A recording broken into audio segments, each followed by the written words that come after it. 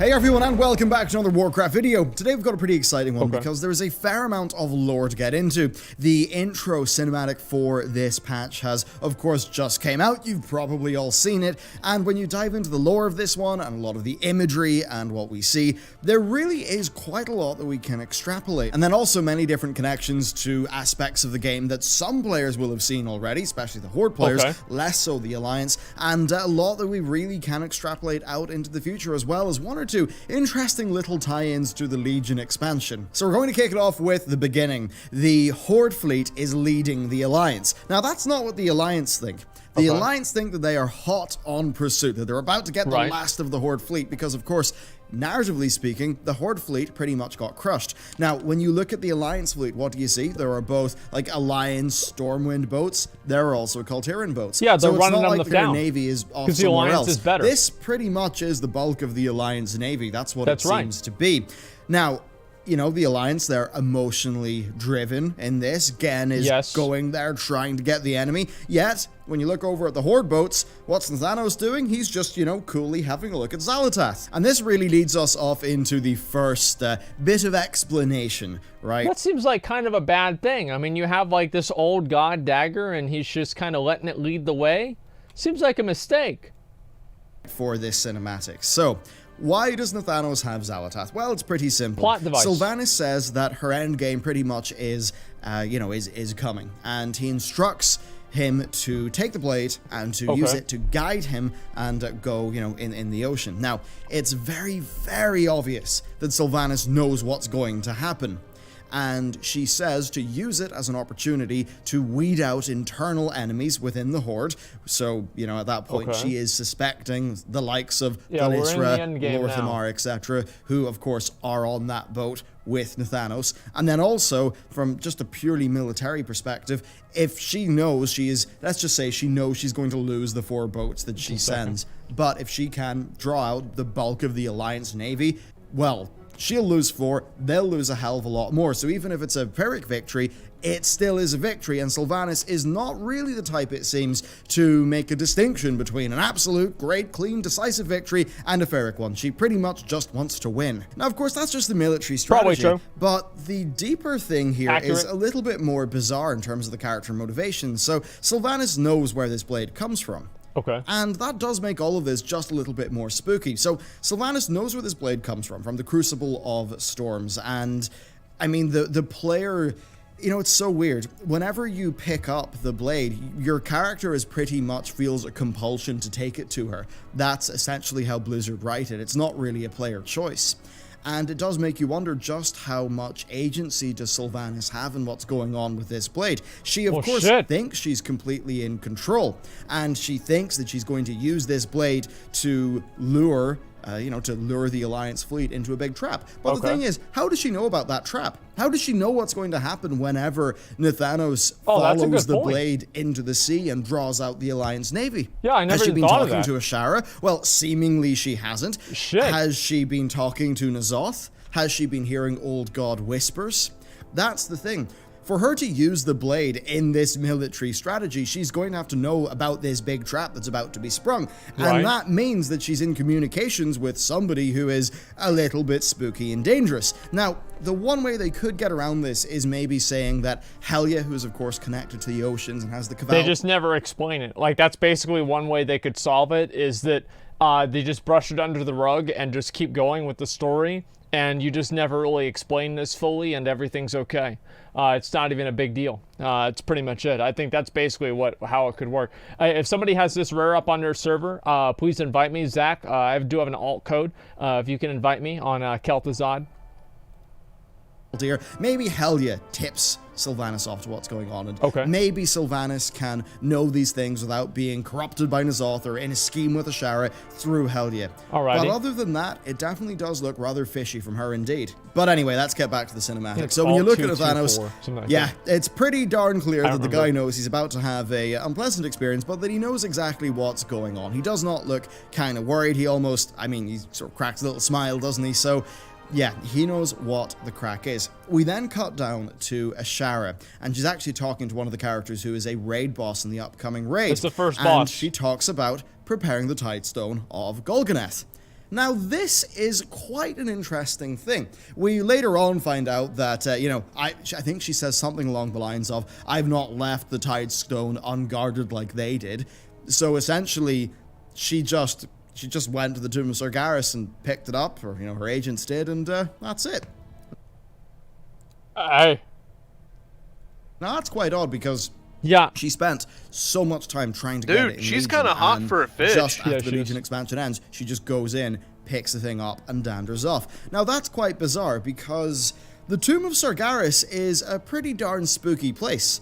We sealed it off with the Pillars of Creation for a very important reason. I forgot what the reason later was. on, right, whenever we decide to sacrifice the power of our artifacts, what happens, like, why do we do that? Well, Magni says that we could seal the wound that Sargeras' sword had left. We could seal that using the Pillars of Creation, but they are, they're sealing the Tomb of Sargeras. We can't unseal the tomb. And that clearly means that the tomb being unsealed is a very bad thing indeed. Now, I do find it quite odd that we all seem to agree that sealing the tomb is a really important thing, and for some reason, just the Alliance and Horde and mages or whatever, nobody actually puts any effort into guarding the place. That is very odd indeed. She seems to have just dandered in there and picked it up. Yeah, not a big deal. But this would be another example of Blizzard doing what Blizzard have been trying to do a little bit more of, which is having things pretty much be our fault, or at least be tied into our past actions. Now, the tomb being unsealed, what could that essentially mean? Well, I mean, it's hard to know. That is it could be a plot hole. It could just be lazy writing, but that being unsealed, that could open the way to a lot of the Void Forces doing something that's rather spooky and dangerous. And if we think about pacts and characters doing things with each other, well, who is out there in the cosmos? Xal'atath. Now, Xal'atath, of course, she was in the Black Blade of the Empire. Of course, no longer. But she's out there, and we'll cover this more in an upcoming lore video, but Syntharia might actually be out there as well. You've got the Void Ethereal, so you've got all these Void Forces. What? Now, them using that pillar to invade Azeroth. I thought we killed Syntharia. How the fuck did that happen? What? Oh, yeah, Sinestra, yeah. Yeah, that was Sinestra. Yeah, okay. That would just be Legion 2.0. So I don't think they're actually going to do that. But it could be a future plot point that they essentially are teasing in this patch's cinematic. Anyway, with that, she sends her minion off to go and use the Tidestone. And then she has a little bit of a conversation with N'Zoth. And just broadly here, the framing of all of this is really quite well done. The way that she is sort of putting on that face for her subordinate, but then kind of that melts away into the true her whenever she sort of turns around to the camera to address N'Zoth. Now, with N'Zoth, what do we see? Well, we see very clearly a reversal in situations. So in the Warbringers Azshara cinematic, she was, you could say she was in quite a spot of bother. Yeah, she essentially was going to drown. And whenever N'Zoth appeared to her, well, the power dynamics were quite clear. He was the powerful one. Whether she lived or died, that was entirely on his whim. True.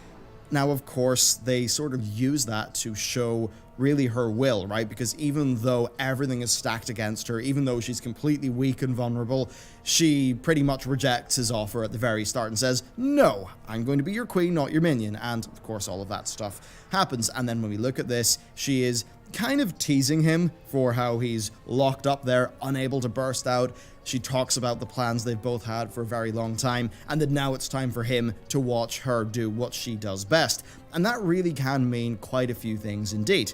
Put very simply, it could just be her being pretty much the most powerful sorceress on the planet, and maybe, using the Tidestone of Golganath. It could also be her referring to her being very good at, she thinks anyway, manipulating people and doing all of that stuff. Yep. Which very much is something that as you go through Nazjatar, you'll notice. Much like the Lich King, she sort of is always taunting you and playing with you and toying with you, and I believe that could also be referring to what will go down in the final confrontation with her at the end of the raid. I bet we're not. There's no way she's going to die. But there's I'm no going to way. very clearly mark it because I'd say that is spoiler territory because it is based on some in-game models and files. So it's not really stuff you will have seen in the game just yet. But what's extremely clear is that the power dynamics have shifted. She is the one in power. He is the one who's a little bit more in need. He, of course, needs her to release him from the prison, seemingly using the Heart of Azeroth, based off all of the dialogue that we've heard, where it essentially seems like we're just being lured into a trap where the heart is going to, and the quote from her is, shatter the prison of a god. So, all of that stuff is pretty spicy, but she's quite vain. And she believes in herself a lot, well, right? Fuck, man. And I believe that it could be quite likely that N'Zoth appears to her so weak in this sort of wispy apparition. Yeah. Even though he could probably sort of, you know, enter her mind like he did in the Warbringers cinematic. That's and what I was seem thinking. Powerful. He could do that. Was he in the trap then, too? But he doesn't here. I think he chooses to appear to look so weak.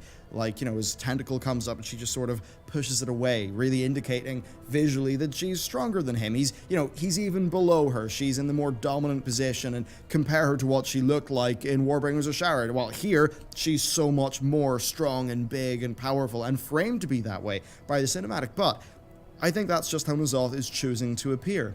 I think that he wants her to feel like that. We've got the line, the god of the deep. I think it's his heart is black ice. I believe that's from the puzzle box. I think that's from the puzzle box. It's one of the lines associated with N'Zoth anyway. Okay. So, to me, it really seems like he's playing her, even though she maybe thinks that she is playing him. Because one thing that has seemed kind of possible is that she would try to seize power herself. Because it really has seemed like they're... Well, how are you going to seize power? Like, I don't know if that's... I don't know about that, dude, because, like, I mean, N'Zoth's an old god. Azshara's an elf. You know what I mean? Like,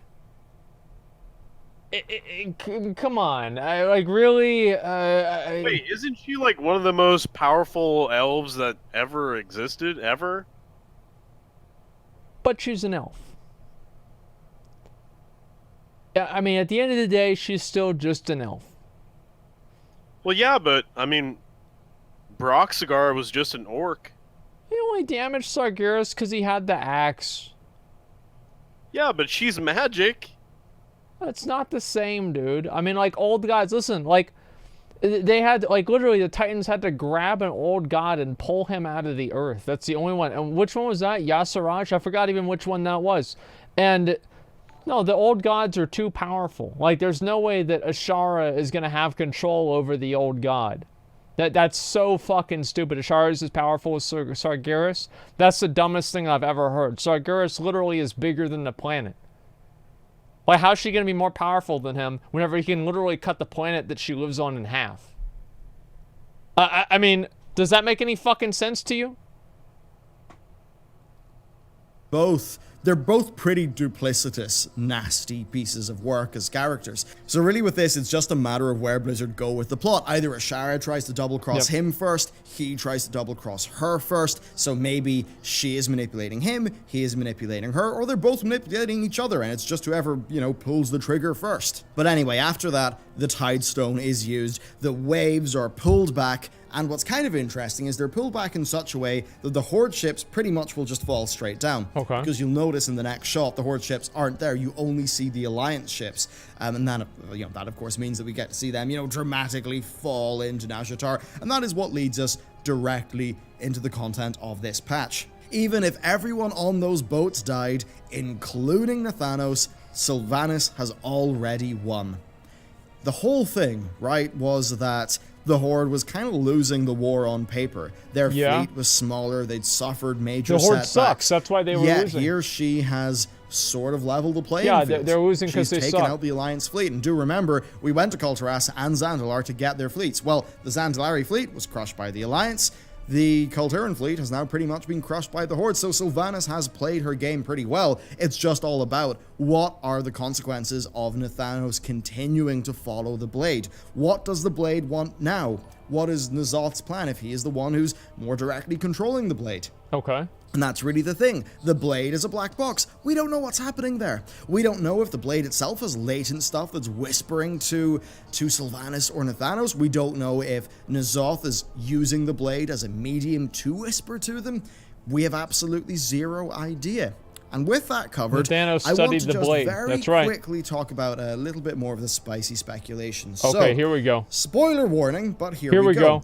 in the PTR files, there have been some things that kind of indicate that a bit of a trap is sprung, that things somewhat go awry at the end of the Azshara encounter. Yeah, duh. And when I was going through Model Viewer, guess what I found? I looked at the death animation for Azshara. She doesn't die. She doesn't die in the death animation. She is just left on the floor panting. A little bit like Garrosh. See? Whenever you defeat Garrosh, he's just kind of like lying down because, you know, you don't kill him. That's the whole point. So that really does make me think that Azshara survives this fight. And I think that's a good thing. I think it really would be a pity if Azshara just appeared, villain of the week, lop her head off, job done. Now the thing is, what is the context of her survival? Does she get double-crossed by N'Zoth? Does N'Zoth essentially just try to cast her aside?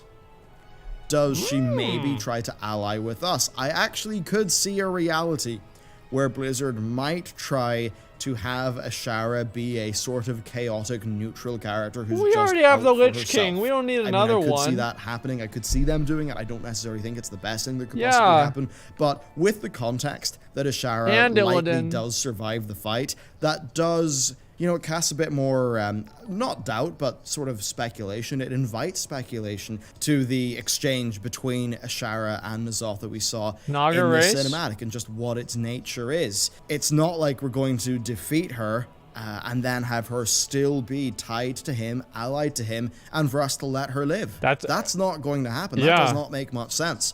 So either she tries to betray him, or he tries to betray her, and for whatever reason, we choose not to kill her. So that certainly is an interesting thing. And then, of course, we need to take this in the context of Ian saying that the 8.3 cinematic will pretty much leave there being no doubt as to the final villain of this expansion. So right now, it seems pretty darn clear that the final villain of this expansion is going to be your boy N'Zoth. However, it could be Sylvanas, who knows?